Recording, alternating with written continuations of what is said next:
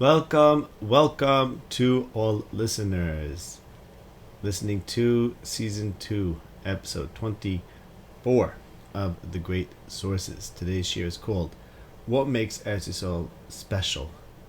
Part 3, Seeing the Good and Doing the Good. So, what we're doing here is we're continuing to explore and discuss, as the title suggests, what makes Eretz Yisrael special? What are we supposed to do about it? What is the challenge and promise of Eretz Yisrael? And how can we realize it? The importance of this discussion cannot be overstated, in my opinion. This is, as the Sifri says, Kula Keneg Kol Torah Kula. And I feel a great responsibility to, in fact, give over these weighty matters and ultra important matters correctly.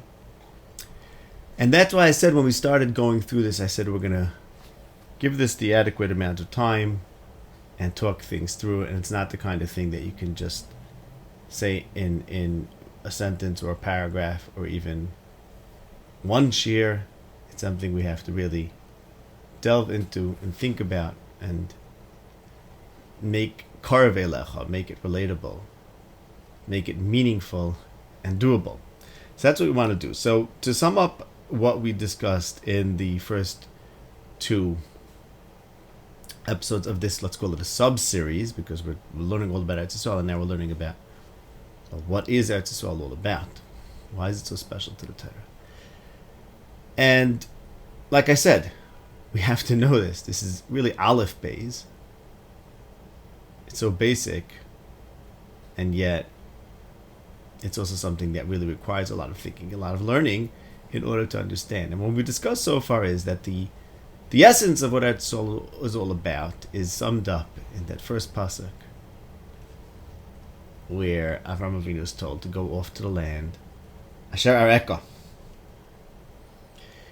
to the land that I, Hashem, will show you. And as we discussed, Eretz Yisrael is the place where humans are supposed to see things in the same way that God does. To see things in Hashem's eyes. And that to care about what's good in the eyes of Hashem. To think about, to focus on how Hashem processes the world. Whether what he sees is tov in his eyes and why. That's how the human is enjoined to think in Eretz Yisrael. And that the parsha of V'hayim Shamoy Atishmu, which says that if you do good in Eretz Yisrael, then you will enjoy good. But if you don't do good, you will lose the Aretz HaTova, the good land. That parsha is saying that in that land, where humans are able to see things, look at things in the same way that Hashem does, they can also get a response from Hashem. A response to their actions. When they do what's good in the eyes of Hashem, Hashem, whose eyes are always upon that land, will make it rain. And if they turn away and do what's evil in the eyes of Hashem, then they will suffer personal evil too. So there's a link in that between the good that Hashem sees and the good that humans desire. So the first step is, it's a place where you can look for good. And the reason why you're able to look for good there is because, meaning look for the cosmic and eternal good, which is what's good ba'inei Hashem. And the reason why that works there and doesn't work in other places is because in that land, Hashem's good and human good are linked. Those that engage in Hashem's good will enjoy human happiness and goodness. And those who go against the goodness of Hashem will suffer human evil. Meaning that which humans consider to be evil. Not only is there a divine response to human action in Eretz Yisrael, but the response is tailor-made for us to understand. And that's what we discussed last week, that Eretz Yisrael is the place to understand the ways of Hashem, His chesed, mishpat, tzedakah. Because, as we see in the story of Sodom, which we discussed last week, is based on the fact that Avram Avinu had the land, which means he's the one who's supposed to look over Eretz Yisrael. He's the one who's supposed to be the judge. Look at the land and see whether things are good or evil in the eyes of Hashem. And that perspective that he gets, that he learns, gets supported by the fact that good in the eyes of Hashem is rewarded with good, and evil in the eyes of Hashem is rewarded with evil.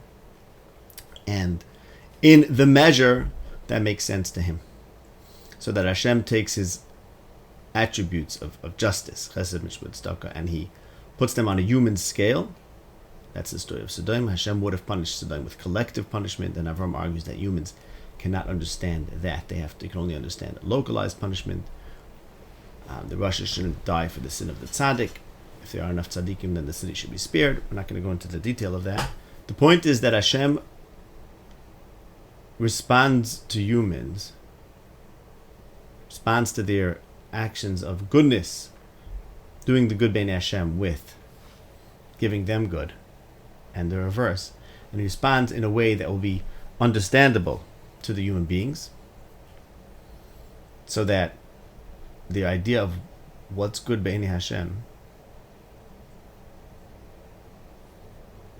and how to look at the world in that way will only be supported further by their experience, right? So I'm saying a very simple thing.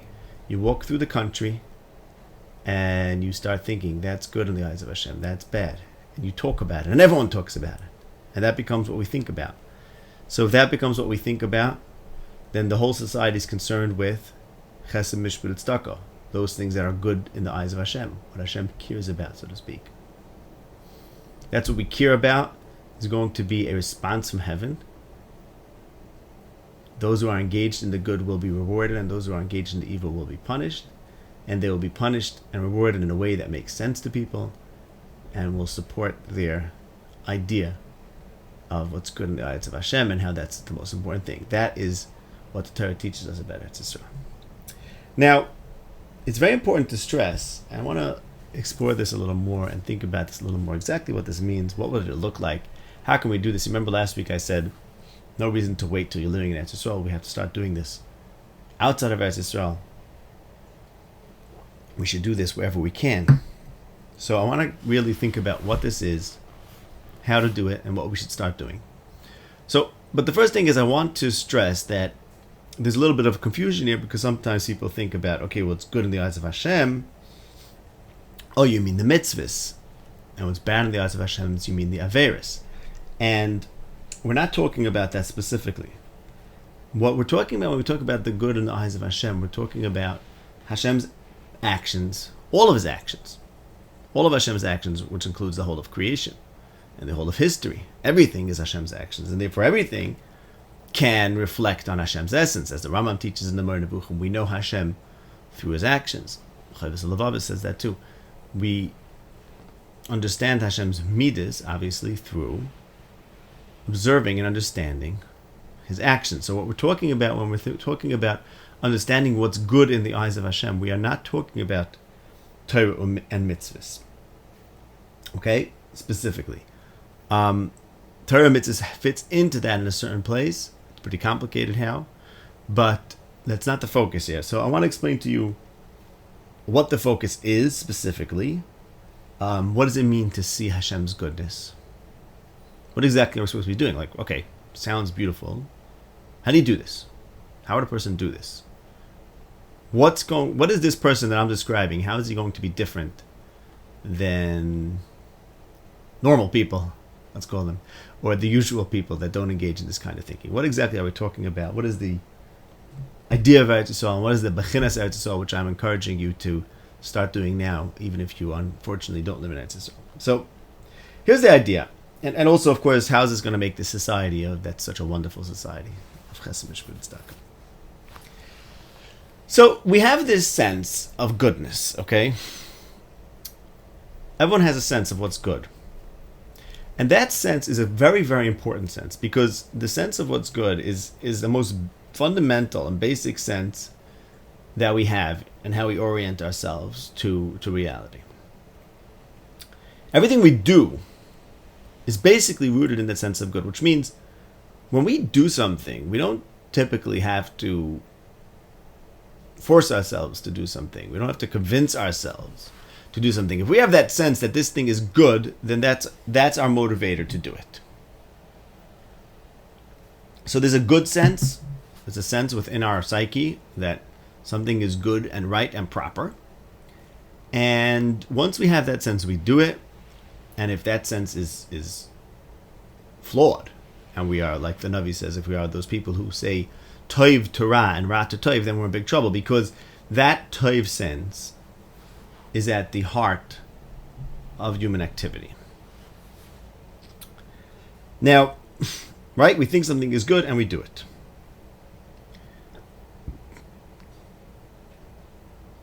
So what if we could replace that sense of good with what's good in the eyes of God? Okay, meaning you have this sense, oh, that's good. Something is good. And then because you have this sense of something being good, you're motivated to action. That's, in a nutshell, the human story. If you want to distill all action to just one sentence, man does what's good. Okay, what he thinks is good. So there's this good sense, which is very powerful. It's the most powerful motivator to action. And what if you could start thinking about, instead of your personal particular good sense, your localized good sense, what if you could replace that with this universal, cosmic, and eternal good sense?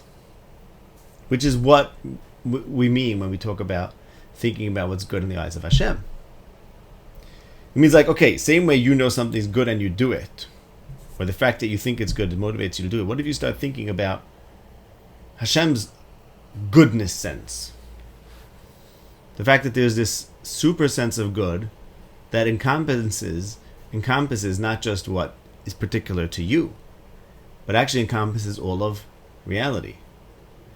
And there's this sense of goodness that permeates everything, and that is actually at the root of everything. Because we know that the world was created and God saw that it was exceedingly good. So there's this good sense that's at the root and the heart of all of reality. And if you could start thinking about that good sense, making that important to you, what happens is, instead of you being motivated by your own particular narrow good sense, you're tapping in, you're connecting to this greater godly good sense, and doing things that are good in the eyes of God, which means doing things that are consistent with the universe, consistent with God's actions, becomes natural. It actually becomes automatic. Right? We spoke about shorei b'loy oven. It's a real thing. You could actually be sin-free. How could you be sin-free? Well, if your basic motivation, how to act and what to do, is in tune, is in line with God's good sense, then you're in a very good place. Because you're actually going to start caring about what Hashem cares about. It's simple as that. And you really will care about it, meaning it will really motivate you. It will really motivate you to do action. So, of course, we have to think about examples, and the examples are endless, as we'll see, because you could always do this. But let's give a mashal. You're walking in the street, and you see one of the things that are part of this Yeshus and Meparashas, one of the things that are created in the world, which are all good, as it keeps on repeating in Bereshit. God thinks these are good. Let's say you see something, let's say you see an animal or even a bug, a remes. Now, is that toiv? It certainly is. It says so in Bereshit. God saw that it was toiv. God saw that it's good. So you see this, you see a cat, and wow, the cat's toiv. Why is it toiv? Why is the cat toiv? What's toiv about it? Is it toiv for you? You couldn't care less about the cat. Maybe you do, maybe you don't. Maybe you have some particular interest in the cat, but maybe not. and yet it's taiv.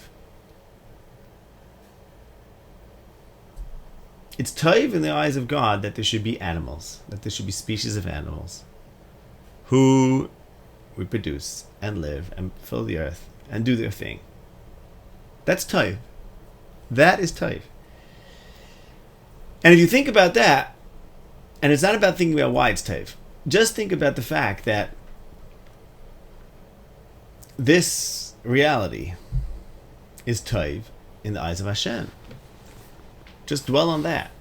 And try to think, just like I have a sense of taiv when I see something that interests me. If I would see, let's say, a $20 bill on the floor, then that's taiv, and I would go pick it up, right? So when I see a cat, you should just know that that's also taiv. Bein Elikim. Maybe not to you because it's not a $20 bill. What can you do with a cat? But it's actually taiv, Bein Elikim. That same sense of taiv that you might have if you see that. I think we have to go to $100 bills probably today. So let's say the same sense of taiv that you have. It's a $100 bill. That's something good. It's a good day. I woke up in the morning. I'm walking to shul and I found $100 on the floor. It's a good day, right? I have a sense of taiv, goodness. Why? Because I need $100. Well, Hashem has a sense of taiv from the cat. And when you think about that and just dwell on that, like, wow, that's really interesting. He has a sense of taiv from a cat. Okay. But what happens when you do that is that you get a little bit, you're basically acquiring a small amount of the godly perspective just by dwelling on that idea. And that's basically the whole idea. You take the good sense and you start thinking about the fact that Hashem has this good sense that's voracious. And what's going to happen is that this good sense, which is like I said, the greatest motivator to action, it's going to be populated with what's good in the eyes of Hashem. Meaning that same sense of, well, something's good, the $100 bill is good, therefore let me go pick it up, and then it's easy for me to pick it up and I don't have to think about it. If I start thinking about Hashem's goodness, is the existence of the cat and the fact that he does everything he does, then that's going to become my sense of reality and what's important in this world. And then I'm going to be motivated to act in a way that's consistent with the universal and eternal and cosmic goodness. Now, of course, you need to understand, well, what is good in the eyes of Hashem and why? And the truth is that these are very deep and important questions, which are endlessly deep and should be considered and thought about. But, like I said, it's sufficient, though. It's sufficient to know that it is good in the eyes of Hashem, just in the same way as something that interests you is good to you. What exactly Hashem's goodness is all about is something that you can think about, and you should think about, and there are svarim to study that can aid in that. Amar Nevuchim, of course, comes to mind. And other svarim of the Panemius of the Torah certainly help for that. But you don't have to necessarily engage in it in a very speculative level. Just by training yourself to think about whenever you see something natural, and we're going to get soon to human actions, whenever, because not everything is God-made. Humans can mess up the world and introduce evil. So whenever you see something in nature, and you don't have to see it, of course, you could think about it. You could think about things in nature and think about the fact that that is toiv be'en Elokim. And just take that toiv sense that you have and think, there's a toiv sense that's much larger than my puny, sad, localized toiv sense. Wow, that's amazing. There's this powerful, pumping, living sense of toiv, that all of reality is just a manifestation of that. And then you just want to know what that is, and you want to live in accordance with it. That's what Areka is all about. So as we said, everything is taiv, right? It says in Bereshit everything is taiv, except when humans who have free will and are capable of seeing things in the wrong way and introducing evil, as it says in Bereshit, man brings the Eitz Hadas Tov V'Ra, and Hashem sees Ra B'Ra Adam. So everything that's natural, everything that's part of the laws of the world, before the human brings his ideas to bear on it, is Tov.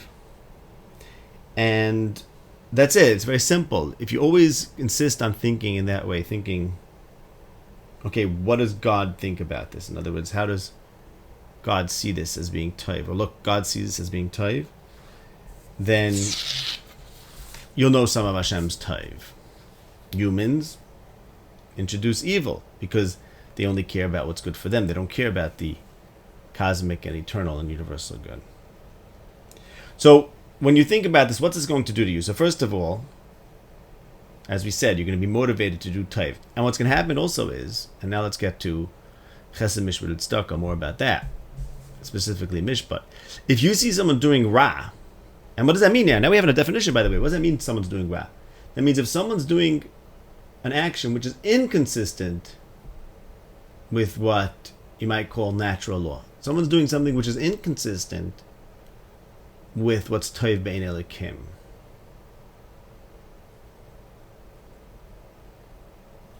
You're not going to be able to bear it. Because if your good sense is informed by what's Tov Be'ein Hashem, then just as a simple, regular person whose good sense is all about himself, right? What's good to most people, what they want. And if someone does something opposed to a person's interests, he will respond automatically. And it's not hard to stop someone from doing something against your interests. It's something that's an automatic reflex. Because, like I said, the good sense is the most basic motivator. Now, what if your good sense is what's Tov Be'ein Elokim? What if that's what inspires you and that's what you think about? That's what you care about?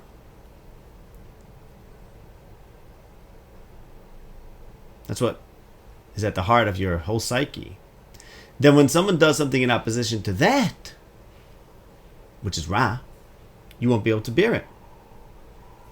You're going to insist that he has to be stopped. And you will, number one, promote the Tov yourself. You'll want to do things that are consistent with the Tov.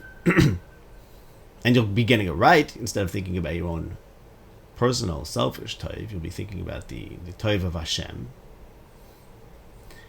So you'll be thinking about the Tov of Hashem. You'll do things that are Tov Be'ein Hashem. And you'll also won't be able to bear if someone's doing what's Ra Be'ein Hashem. So again, getting back to mitzvahs, where mitzvahs and halacha fits into this is a very complicated matter. It has to do with the nature of mitzvahs and taimei ha-mitzvahs. But we don't have to think about the Torah mitzvahs specifically, at least in the elemental, the beginning stages of this praxis.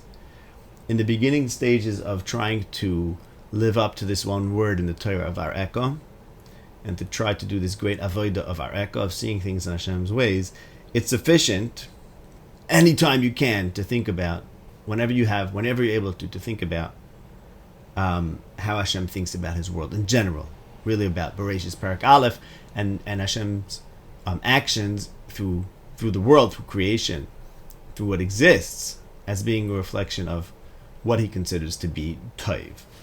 Getting to Torah and mitzvahs is a further stage in the Omek, what this is all about. And it's not necessary if you want to begin, which you should, begin thinking about seeing things from the eyes of Hashem, Be'ein Hashem.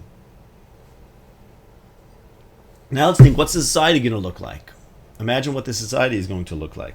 If there are people that really care about Tov in this way, instead of everyone caring about himself, everyone cares about the Tov Be'ein Hashem, and won't allow for Ra Be'ein Hashem. Imagine a society that's actually concerned with this, and everyone's busy with like, wait a second, is there something here that's Ra Be'ein Hashem? Is there something here that's inconsistent with this universal Tov that we're all aflame with, that we're all inspired with, that we all care so much about, that we're drunk with, you could say? And if everyone really cares about it, if you have a bunch of people who together care about that, like, they can't bear evil. They really can't bear it. because they're so in love, they're so drunk with the sense of taiv, the good sense of taiv, that they really don't want to, they can't suffer something that's inconsistent with this. Imagine a society, a people, a group, a community that insists on this. And relentlessly. So what's going to happen is they are undoubtedly going to get a divine response from heaven. And that's what V'hayim Shema is all about, basically. That's where V'hayim Shema comes in. And one point I want to make, V'hayim Shema is about rain. So people wonder, some people ask me, like, okay, so you're saying Eretz Yisrael is only about rain? And I tried to allude to this, I think, a bit in the first conversation, maybe the second. I just want to make it very clear. The more we think about Hashem in this way, the more there's going to be a response from heaven, not specifically through rain. Rain perhaps is the most obvious kind of mechanism whereby it's very clear things are coming from Hashem, because rain is associated with the heaven, which is Hashem's realm in Tanakh. So rain, I think, is the paradigmatic, perhaps, method of this kind of relationship where what we do has a response from heaven. But undoubtedly, the more we think about Hashem in this way, the more we will see the hashgacha. And like I said, of course, do this in Chutz La'aretz. It started in Chutz La'aretz. It's the main place of this is Eretz Yisrael. Again, to reiterate. Firstly, because of V'hayim Shema is obviously something about Eretz Yisrael. Secondly, because that's where Avraham Avinu did it. And we are capable not of doing this on our own, but only as a continuation. No one will be inspired to do this as their own. And the proof, by the way, is because show me people who are doing this perfectly. And the only hope that me and you could do it perfectly is because we actually learned Lech Lecha, and we actually care about the Torah, which means basically that we can do this as followers of Avraham, which means followers literally in his footsteps, being where he was, with all the inspiration, and going to Hebron, and being inspired by the fact that it's the burial of Avram, etc., etc. And going to Har HaMoriah, going to the Kaisel, going to Davin, and to think that this is the Makom of the Akedah, and so on and so forth. All that is what allows us to be able to do this. I know it's very political, so let me just make this clear in case I don't want to be misunderstood. When I said to go to Har HaMoriah, I meant to go outside Har HaMoriah and at the Kaisel. I didn't mean to get into the question of davening on Har HaMoriah. I have nothing to say on that matter, and I didn't mean to indicate anything about that. I meant just that the history of Eretz Yisrael and the fact that we're continuing Avram's ways in a physical way is what allows us to continue in this project of Areka. And the third thing, we mentioned this too, is that that's where we as a nation can operate together because it's our land. So if we're going to establish this kind of society, this is what we have to do. Undoubtedly, this is the greatest thing we can do. Then that's where we can do it, because that's where we're a people. That's where we're a nation. So this is why it's called the Arz HaToiva in Shema. It's a land, it's a good land. And Yeshua and Kalev said, Toiva ha'aretz ma'oid ma'oid, right? Vayar lekim ki toiv, vayar lekim ki toiv, it says in Bereshis, and then when he finishes, vayar lekim es kol ha'shas v'hinei toiv ma'oid, and the Aretz is Toiva ha'aretz ma'oid ma'oid. It's called the Arz HaToiva because the Aretz is the place where the toiv, the form of toiv, which brings us back to Bereshis Parak Aleph. Everything about the world is whether God can look at it and see that it's toiv. That's what, if you're careful to say this, you have to understand. Let me just say it. Like we are motivated by toiv, read Bereshis, and Hashem is also motivated by toiv. That's what He cares about. Now, like I say, it's kaviyachal, it's anthropomorphism, and it doesn't mean that literally. But that's what the point of Bereshis is teaching us, that there's a toiv that's at the heart of all reality, and that's a toiv be'en elikim. And Parshas Bereshis tells us to watch out for watch out from ruining that. What the Aretz is, the Arz HaToiva, just Toiva Ha'aretz Ma'oid Ma'oid, is the place for Vayar lekim ki toiv. It's the place of our Eka, it's the place where we can also see this toiv. So that's the explanation of essentially what we spoke about really in the last two conversations. Just working this through and understanding what it means as a reality. Again, We have to do this. It's our highest duty. What I want to talk about now, I want to start the conversation on a little bit of a different angle, which is all about, of course, what Eretz Yisrael is all about, which means it's going to get us back to essentially our Eka and seeing the Toiv. But what happens is Eretz Yisrael is treated in the Torah, of course, from various angles, and we have to explore them, different ways of thinking about them, and see what we can learn from them and how to apply them. So what I want to talk about now, start talking about, is a little bit of a different parsha, which is the parsha of the Akedah. So we started off talking about, of course, Lech Lecha El Eretz Asher Eka, where Avraham Avinu begins his journeys, begins his career, let's call it. There's also something very corresponding, which corresponds to that at the end of Avraham Avinu's journeys and at the end of his career, and that is the Akedah, where there's actually another Lech Lecha. After these matters, After these So Hashem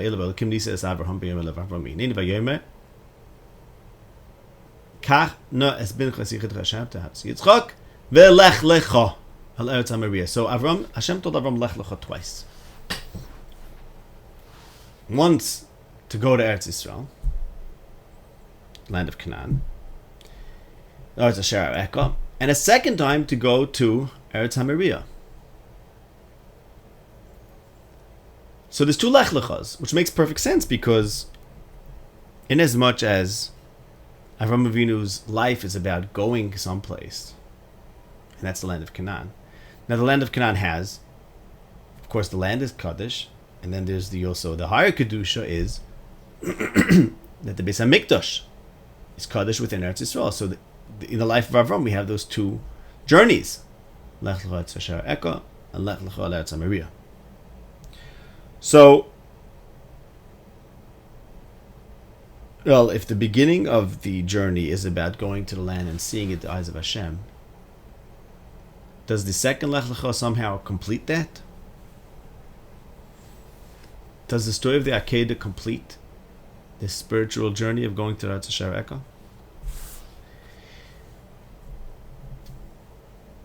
Was it completed at all? Did Avraham Avinu actually achieve this Areka? Because if you look at it this way, let's say, well, there's two Lech Lechas. Avraham Avinu's mission is to go to the land. Within the land, there's a higher level of Kedusha, and indeed in Avraham Avinu's life, there's a second Lech Lecha. Okay, second Lech Lecha is do the Akedah. Avraham Avinu passed with flying colors. But, as we shall see, and this, like I said, I'm just going to introduce this conversation, but we're really going to explore this more next time. In the Akedah story, as we know from Chazal, there's the whole question about the Satan who is behind the test of the Akedah and also wants Avram to fail. Okay. The Satan is the Malach HaMaves.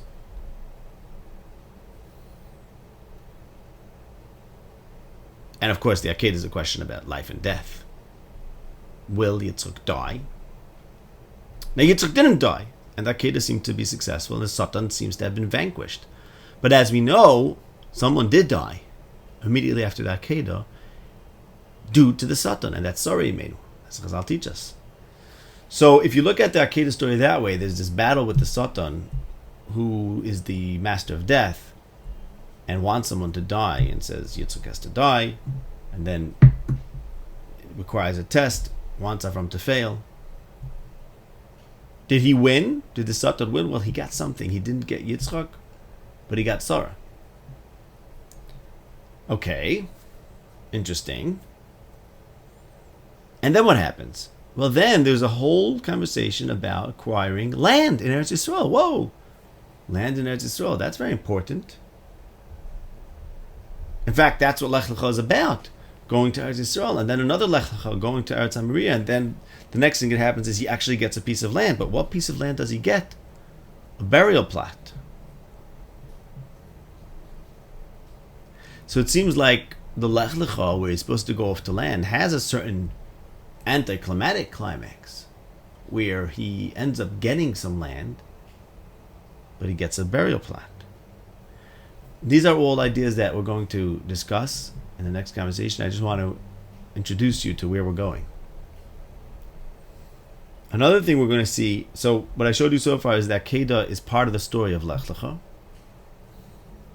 And the Akedah,